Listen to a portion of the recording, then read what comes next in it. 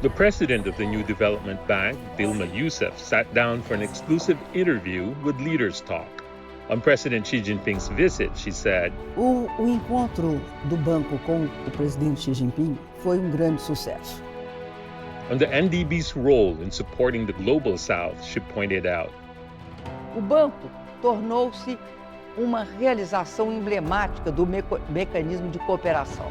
On the importance of multilateralism for global development, she described her vision. Eu acho que nós vamos conseguir estabelecer um novo mundo, um mundo em que é uma ordem multilateral, maior cooperação. Leaders Talk exclusive with Dilma Yousaf, the president of the New Development Bank. Stay tuned.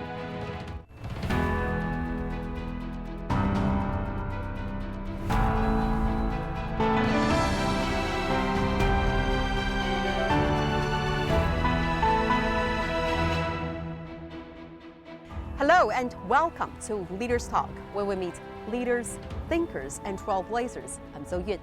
On April the 29th of 2025, Chinese President Xi Jinping visited the headquarters of the New Development Bank based here in Shanghai and held talks with President Rousseff.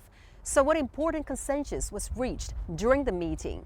As the bank is about to celebrate its 10th anniversary, how does President Rousseff evaluate the contribution of the bank to global economic cooperation?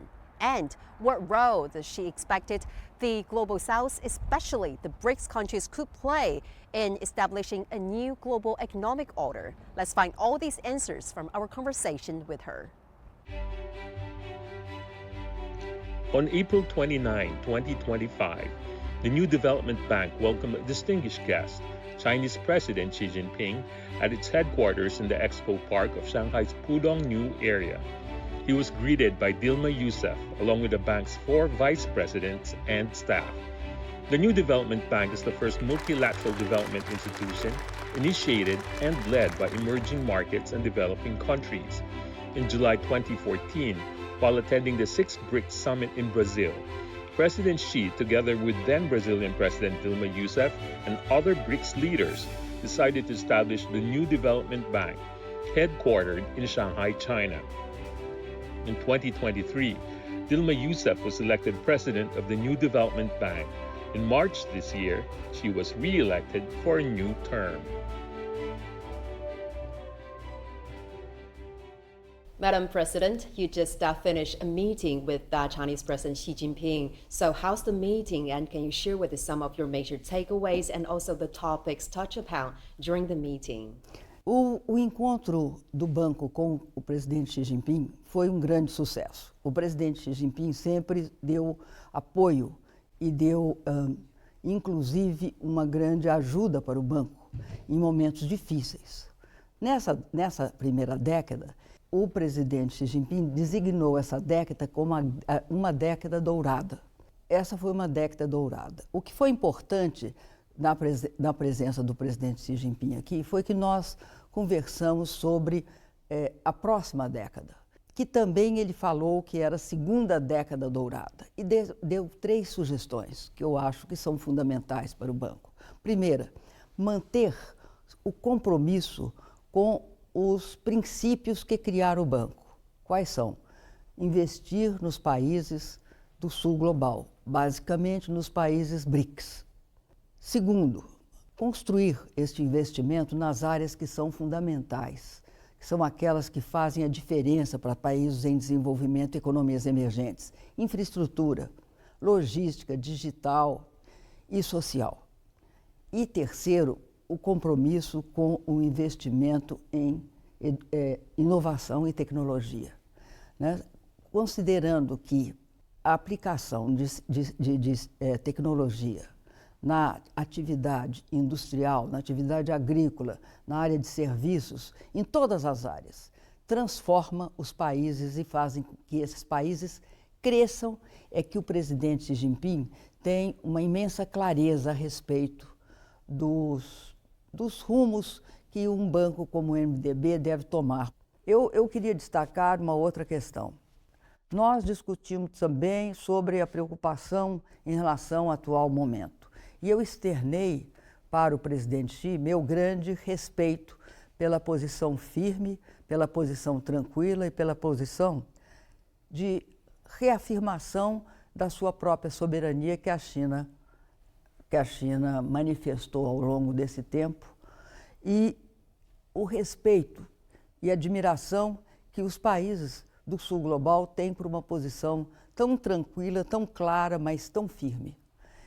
E o que deixa assim evidente, né, o fato de que o presidente Xi é um dos grandes líderes desse momento histórico. Madam President, this is President Xi's very first visit here at the bank, the headquarters of the bank. So can you share with us a little bit about what special arrangement did the bank make to welcome him? Nós fizemos uma série de procedimentos, são tantos. Nós utilizamos o espaço do banco para tornar a visita mais importante, porque o presidente tinha uma grande liderança, você tem de se receber com honra, com admiração. Eu acredito que foi um momento de grande interação. Acho que a manifestação dos funcionários aplaudindo, sem parar, o presidente Xi Jinping demonstra isso. E eu queria dizer uma outra coisa, afinal de contas, desse banco, o presidente Xi Jinping é pai. Então, eu acredito que ele tem também essa ligação emotiva com o banco, né? Ele esteve na criação, ele entende por que o banco foi criado. Esse banco tem de cumprir esse espírito, que é o espírito BRICS. After the 2008 financial crisis, how developing countries could maintain the stability of their currencies became a key issue in global finance. In July 2015, with strong support from President Xi Jinping, the new development bank officially opened in Shanghai. The NDB has built a platform for equitable development over the past decade. It has become an effective tool for financial governance, not only among BRICS members, but also across other emerging markets and developing countries. The NDB also contributes to the development of a more multilateral and multipolar international financial system. On April 28, 2025, on the eve of President Xi Jinping's visit to the new development bank, President Dilma Yousaf gave an interview to Leaders Talk. 罗塞夫行长，此前您以国家领导人的身份多次与习近平主席进行会面，并且呢探讨治国理政的经验。您在中国其实有差不多2年的生活工作的经历，也牵引见证了这里的发展和变化。那现在您对于习主席的治国理政的理念有哪些新的感受和理解呢？ A China, nos últimos tempos, alcançou conquistas extraordinárias sob a liderança do presidente Xi. A China transformou-se na segunda maior economia do mundo, consolidou-se como a maior potência manufatureira global e assumiu a liderança em inovação em setores como eletrônicos, tecnologias verdes como os carros, os veículos elétricos e inteligência artificial. Eu destaco uma conquista histórica para mim, que foi a retirada de 800 milhões de pessoas da pobreza extrema. Esse fato eu compreendo de forma muito profunda, porque, como ex-presidenta do Brasil, eu liderei políticas sociais que retiraram da pobreza e do mapa da fome da ONU milhões de pessoas. Eu conheço de perto o que é o desafio de superar a pobreza, mas eu tenho clara oportunidade de saber que o presidente Xi Jinping conseguiu um feito inigualável. Ele tirou. Eu acho também que outra questão que é relevante é a melhoria nas condições ambientais aqui na China, a melhoria no ambiente de negócios e a melhoria na qualidade de vida das pessoas, que todas as pessoas que visitam a China percebem. Eu tenho feito questão de visitar empresas chinesas, sobretudo aquelas voltadas para a ciência e a tecnologia. A transformação da China numa potência global de inovação é verdadeiramente admirável. Acredito que os avanços são um reflexo dos governos da China, de todos os governos, mas mais recentemente da filosofia de governança do presidente Xi Jinping. Seu pensamento ancorado na construção teórica e na experiência prática, no desenvolvimento aqui chinês, permitiu a construção aqui na China do socialismo com características chinesas. Mas constituem exemplos maravilhosos para os países do sul global que buscam construir seus próprios caminhos, porque a China construiu o seu próprio caminho de uma forma soberana e sustentável. É isso que os países do sul global querem, construir seus caminhos de forma soberana e sustentável. O presidente Xi Jinping propõe uma coisa que eu considero fundamental, que é a construção de uma comunidade global de futuro compartilhado por toda a humanidade, que eu acredito que é o principal conceito que o presidente coloca no plano internacional. 在您的眼中，习主席是一位什么样的领导人？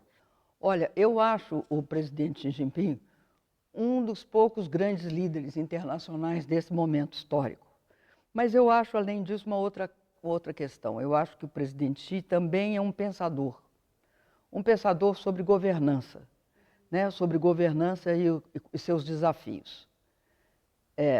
Isso significa que ele tem uma característica sempre que possível, quando eu converso com o presidente Xi, eu tento extrair os conhecimentos que eu acredito que ele tenha, que eu estabeleço com o presidente uma conversa em que eu tento também entender cada vez mais como ele está vendo. Eu admiro o presidente Xi Jinping na capacidade dele de formular, na resistência que ele tem e nessa atitude que é soberana, firme, mas não é agressiva. Essa eu acho que é uma diferença muito grande. Não é necessário, porque ele assume posições claras, tem medidas claras, contramedidas claras. E acho que ele vai deixar uma marca neste século muito forte, no século XXI muito forte. 今年呢，对于新开发银行来说也是很特别的一年，因为是正式开业10周年。那么，作为银行诞生的主要的推动者之一，同时当然也是见证人，您认为银行在过去10年间取得的主要的成就有哪些？同时，您认为银行现在的发展有没有达到您当时的预期呢？ O NDB, então, ele foi criado com um mandato claro: mobilizar recursos para financiar infraestrutura, financiar o desenvolvimento sustentável, a transição energética nos mercados emergentes nos países em desenvolvimento. E também financiar o quê? Um desenvolvimento de qualidade nos países BRICS, incorporando muito do que a China fez, por exemplo, incorporando a necessidade de ter uma industrialização de qualidade, de incorporar a tecnologia e a inovação em todas as áreas da sociedade. Então, e também tem uma característica que eu acho muito importante. Nós não exigimos, como muitos bancos multilaterais fazem, nós não impomos condicionalidade. Nós aceitamos a agenda e a demanda dos países. Todos os países membros participam em condição de igualdade. Entre nós, não tem um país membro que controla a instituição e que determina a instituição, o que faz a instituição, como acontece em algumas instituições que emergiram do Bretton Woods, em que os Estados Unidos controlam a instituição e definem as suas condições. Nós não temos mecanismo de veto dentro do banco, entre os sócios. E nossos mecanismos de financiamento são reconhecidos pela flexibilidade e pelo respeito. Nós respeitamos o que os países querem. O NDB também oferece condições financeiras inovadoras. Nós adotamos o financiamento em moedas locais, o que ajuda a reduzir o risco cambial e a fortalecer a estabilidade financeira dos projetos, principalmente porque isso nos protege contra as variações no mercado internacional da taxa de juros e da taxa cambial. O banco tornou-se uma realização emblemática do mecanismo de cooperação. Reflete o espírito dos BRICS, o espírito e a visão de nossos líderes e o espírito e a parceria que que é necessário ter entre todos os países do mundo. Até o momento, nós já aprovamos em torno de, mais ou menos,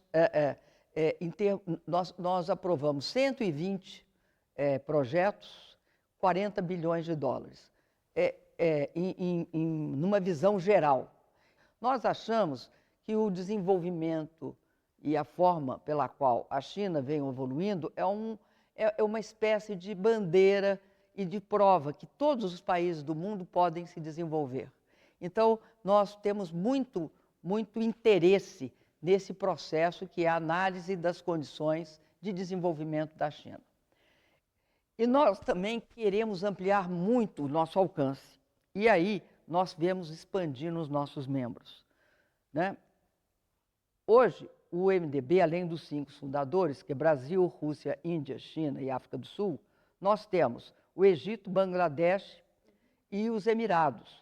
E além disso, nós vamos incorporar mais membros. E 2 já entraram, que é a Argélia e Uruguai.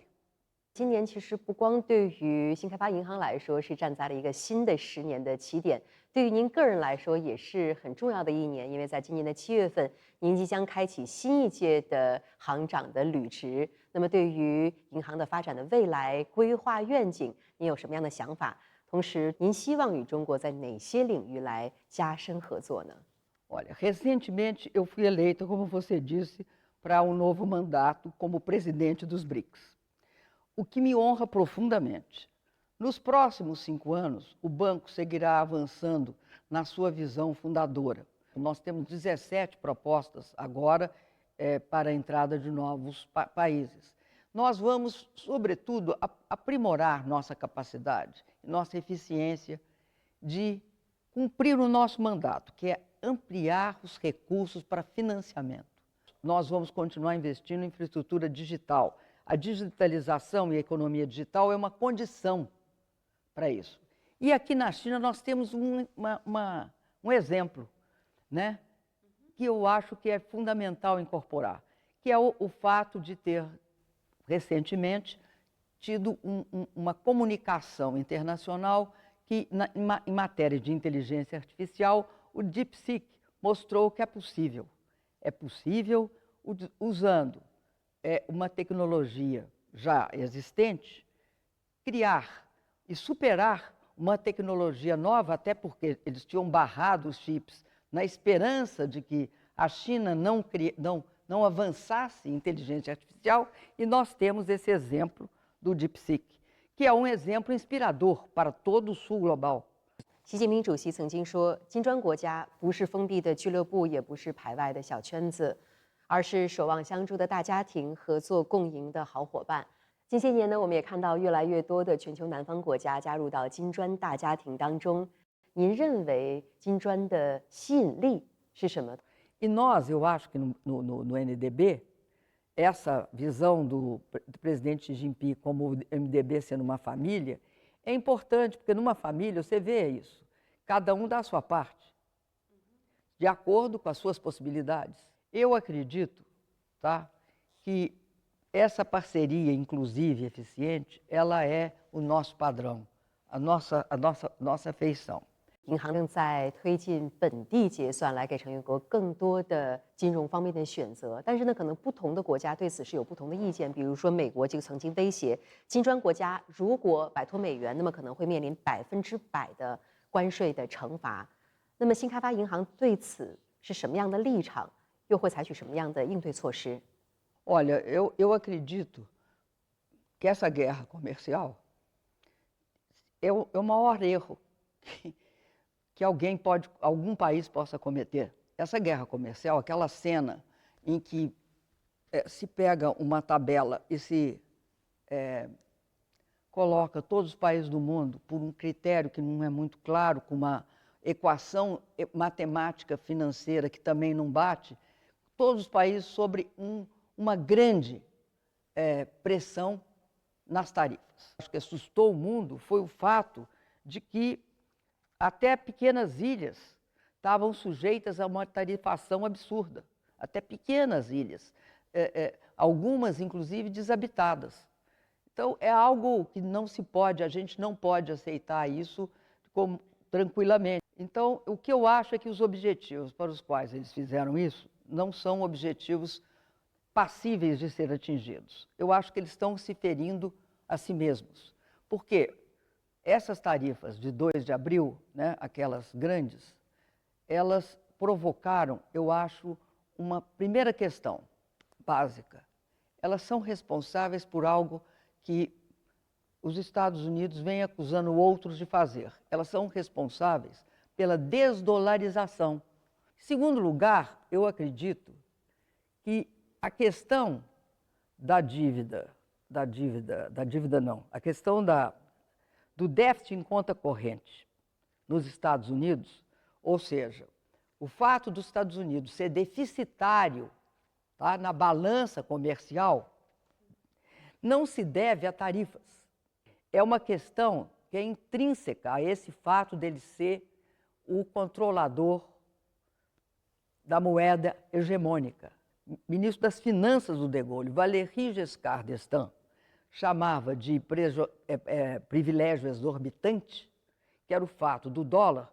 A moeda hegemônica significa que ele tem de garantir acesso a todos que pagam com dólar, eles têm de garantir dólar. Como é que eles garantem? Eles garantem se tornando deficitários. Porque tem uma, vamos dizer assim, um prêmio por ser deficitário na área comercial, que sem custo, sem juros, sem nada, as pessoas vão e entregam aos Estados Unidos suas reservas, né? Reciclam suas reservas, obviamente pagando um juro modesto. O que significa isso? Que os Estados Unidos podem gastar sem restrição. Daí a dívida imensa. Um déficit em conta corrente que ele não quer e que ele quer sanear com tarifas. Ele já não conseguiu isso da primeira vez. Acho que dificilmente conseguirá da segunda. 罗塞夫行长，相信你也注意到了，当前的世界呢是面临着多重的挑战以及百年未有之大变局，特别是在近期有个别国家通过加征关税等单边主义措施冲击了全球的贸易规则以及治理体系。那么，作为国际多边机构的负责人，您是否担心当前的国际秩序会退回到弱肉强食的丛林法则？ A gente tem de evitar, mais do que evitar, a gente tem de condenar e lutar contra a lei da selva como o padrão de relação internacional. Nós vivemos hoje uma era muito difícil, marcada pelo retrocesso na globalização, em que o protecionismo e a volatilidade cambial, as tensões geopolíticas e a fragmentação, sobretudo isso, a fragmentação das cadeias produtivas, ameaçam a estabilidade das economias emergentes e dos países em desenvolvimento. Nesse cenário, os países do Sul Global têm uma responsabilidade histórica: fortalecer sua colaboração para salvaguardar seus interesses comuns e construir caminhos comuns de desenvolvimento. Nós estamos, talvez, diante do movimento mais agressivo de unilateralismo que já se viu nas relações internacionais. Esse processo não começou agora. Há algum tempo, o mundo tem testemunhado a adoção de embargos tecnológicos, o recurso cada vez mais frequente a sanções financeiras, eu estou falando, o uso do dólar como arma de guerra econômica e também junto com a guerra militar, né? E tentativas explícitas de desglobalização da economia mundial. Para não falar do que se fez em relação à contenção da China. O que vemos agora é a intensificação extrema desse movimento e de forma particularmente agressiva. O unilateralismo, ele representa um perigoso retrocesso. Aquele que pensa que é forte está tentando colocar o mundo de joelhos. E isso não é uma coisa que combina uma visão de justiça, de respeito às leis, né, e de respeito ao direito internacional. Daí porque eu dou grande importância à postura do presidente Xi Jinping nesse contexto de grande dignidade e de uma posição tranquila, uma posição calma, uma posição firme. São essas ações que mostram ao mundo o que significa ser uma nação responsável diante de fatos e disruptivos. Então, eu elogio a postura chinesa diante dessas pressões, porque elas reafirmam valores essenciais. O compromisso com o multilateralismo, a defesa da prosperidade compartilhada pela humanidade, o respeito entre iguais, o respeito aos outros e a diferença e uma firme posição contra o protecionismo. 罗塞夫行长，我记得呀，在2023年5月份，当时采访您的，您当时是刚刚来中国2个月，您告诉我，您周末的时候喜欢骑着自行车去看上海的博物馆。那现在一转眼的时间，其实您在中国工作生活已经有差不多2年的时间。我特别想知道，在这2年的过程当中，有没有哪个经历或者是时刻让您觉得印象格外的深刻？ Aqui na China, você ganha muito em matéria de acesso a uma cultura que talvez seja uma das mais antigas do mundo. Sabe, eu tenho tentado, primeiro, conhecer todas as capitais. As capitais, as antigas capitais, né? Conheço Beijing. Eu conheci Nanquim. Eu tenho uma grande admiração pelo sistema de concurso adotado aqui na China na época dinástica. Então, eu fui visitar o museu de concurso lá em Nanquim. Agora, nesse feriado, eu vou a Luoyang. Por que eu estou fazendo isso? Porque eu acho que a civilização chinesa e a cultura chinesa são pouco conhecidas de nós que vivemos na outra parte do mundo, né? Então, a oportunidade que eu tiver para conhecer a civilização chinesa e a cultura chinesa, eu vou. Mas, atualmente, eu vou também...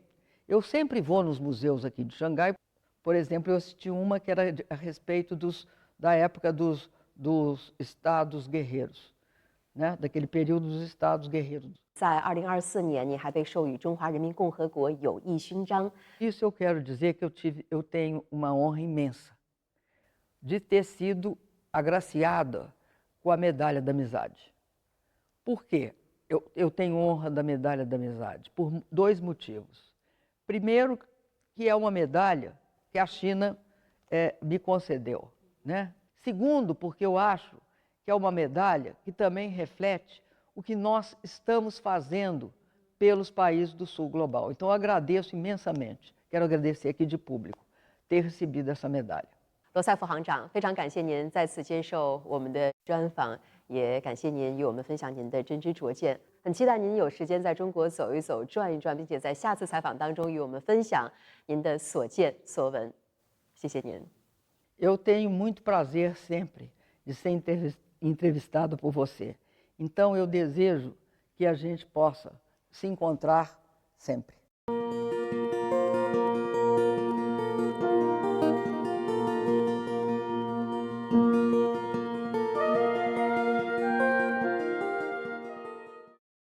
During the interview, President Rousseff spoke highly of President Xi's governance philosophy as well as global vision. She expressed her hope for stronger cooperation among global South nations and a more significant role on the world stage. As a founding member and host country of the NDB headquarters, China will continue to deepen its collaboration with the bank, contributing even more to the development of Global South. With that, we're going to wrap up this edition of Leaders Talk. I'm Zhou Yun reporting from Shanghai. Thank you for watching and see you next time.